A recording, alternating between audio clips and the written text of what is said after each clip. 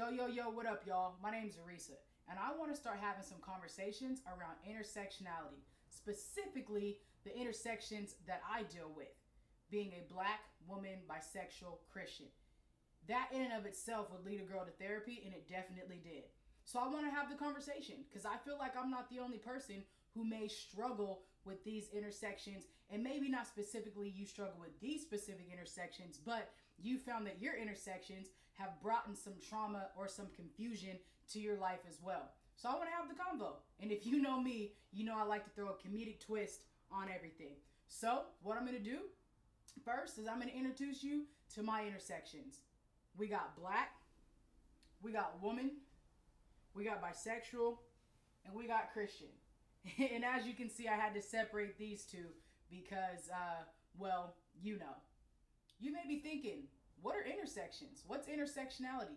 That's a great question. Intersectionality is a concept that Kimberly Crenshaw came up with a while back to describe the intersection identity that some people have to deal with, specifically black women. So for people like myself, we are in two different marginalized groups, race and gender, being a black woman. And this is really important because our intersections make up how we perceive the world and how the world perceives us, which ultimately can make up our experiences and the way that we walk through life. And this is really why I want to be able to have the conversation to, one, give a voice to black women and to give a voice to those who find themselves in the LGBTQ plus community while also being a Christian. Having that conversation of faith and sexuality is something that isn't really had a lot, at least on the positive side. So what I'll be doing is breaking down myself, breaking down my intersections and having a conversation so that way we can further the conversation and give voice to the voiceless. Because I know I'm not the only one who struggles with these specific intersections, and your intersections might be different. And so I hope that me having this journey with myself is going to allow you to go on the journey with yourself and start to figure out how your intersections showed up in your life and how do they impact your perspective. Because our intersections make up our lived experience, they also have the ability to cause us a lot of trauma. And that means we need to have conversations of healing around it. So as I've been going on this journey through becoming a secure black woman, bisexual Christian, I've been able to get to a place of healing that's allowing me to open up the doors to create healing spaces for other people. So my mission is to really just have some honest, real conversations about my intersections, and that'll hopefully drive you to have some real and honest conversations about your intersections. So now, it's time to meet my intersections.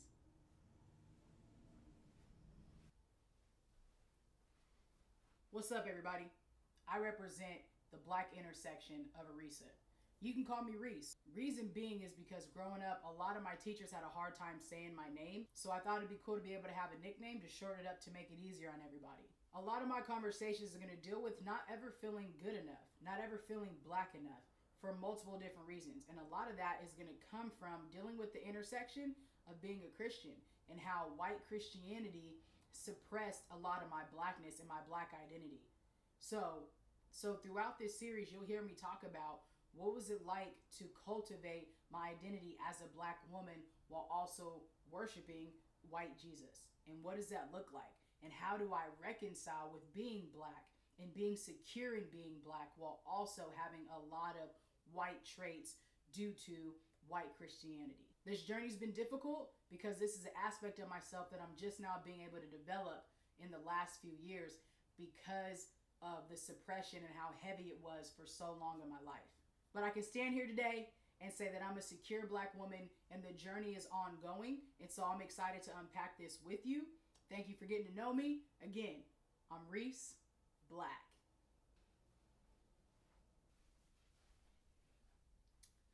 What's up, everybody? I'm Risa, and I represent the womanhood of Arisa.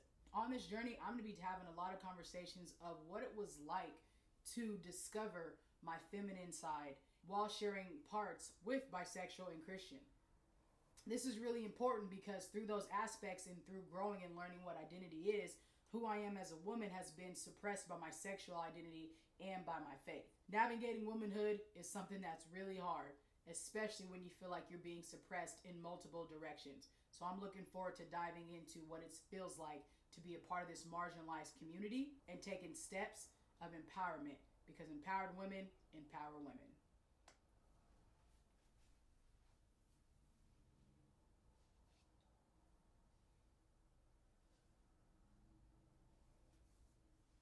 What's up, y'all?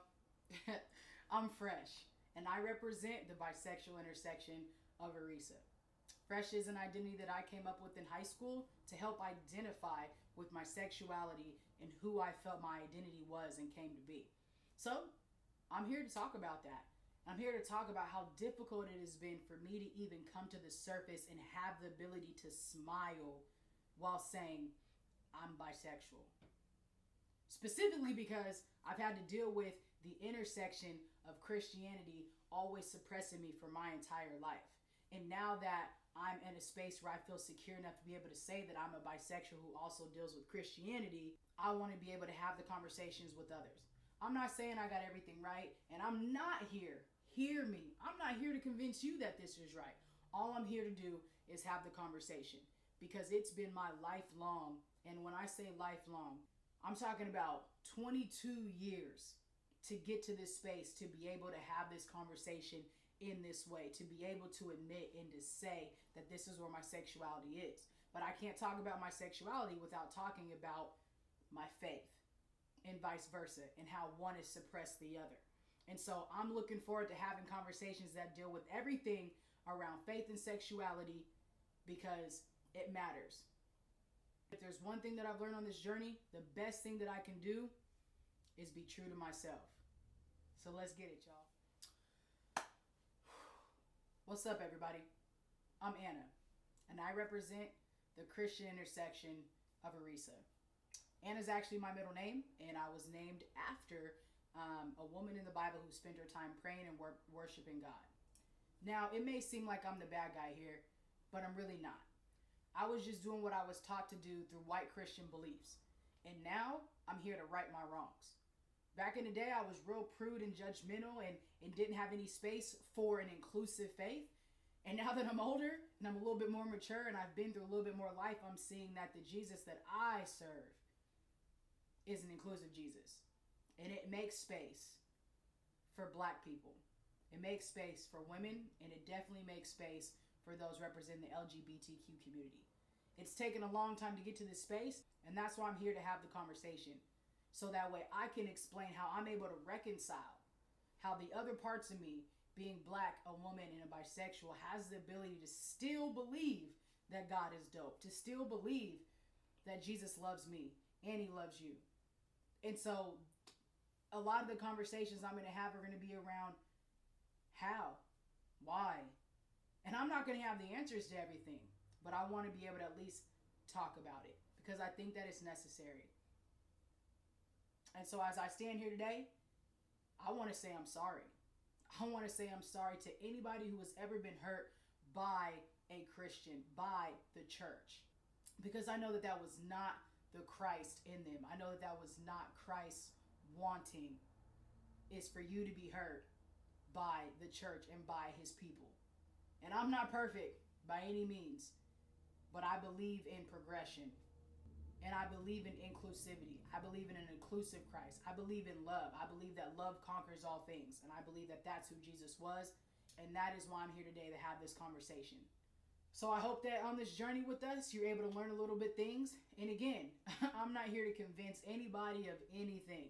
What I'm here to do is just have a conversation about how I can exist in the same body as a Black woman, bisexual, and get along and show love and also extend that same love to others.